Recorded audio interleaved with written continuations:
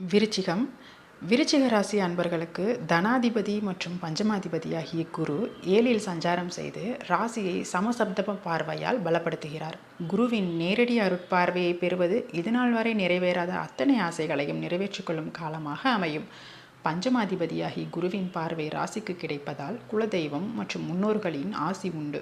7ல் அமர்வதால் வாழ்க்கை துணை, நண்பர்கள் மற்றும் தொழில் கூட்டாளிகளோடு இருந்த மனக்கசப்புகள் மறையும். பொருளாதாரத்தில் இதுவரை இருந்த அனைத்து பிரச்சனைகளும் அகலும் நேரம் இது. 11ஆம் இடத்தை குரு பார்ப்பதால் கொடுத்த கடனை வசூலிக்கும் நேரம் இது. வேலையில் ஊதிய உயர்வு, தொழிலில் லாபம், முன்னேற்றம், அதனால் சேமிப்பு உயர்வு ஏற்படும். காதலில் இருந்த பிரச்சனைகள் மறைந்து திருமணத்தில் முடியும். ஏற்கனவே திருமணமாகி விவாகரத்துக்கு செல்ல நினைத்தவர்கள் கூட தங்களுக்குள் புரிதலோடு சேர்ந்து வாழ நினைப்பவர்.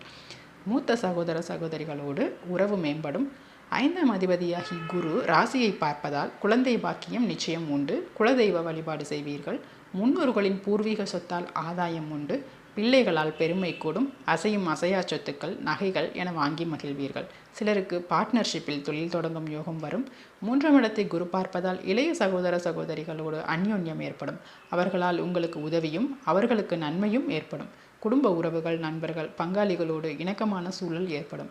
தைரியமும் தன்னம்பிக்கையும் கூடும். கீர்த்தி, புகழ் உண்டாகும். அடிக்கடி கோவில்களுக்கு குடும்பத்தினர் மற்றும் நண்பர்களோடு பிரயாணம் செய்து மகிழ்வீர்கள். மொத்தத்தில் விருச்சிக ராசியினருக்கு இது ஒரு பொன்னான காலமாகும்.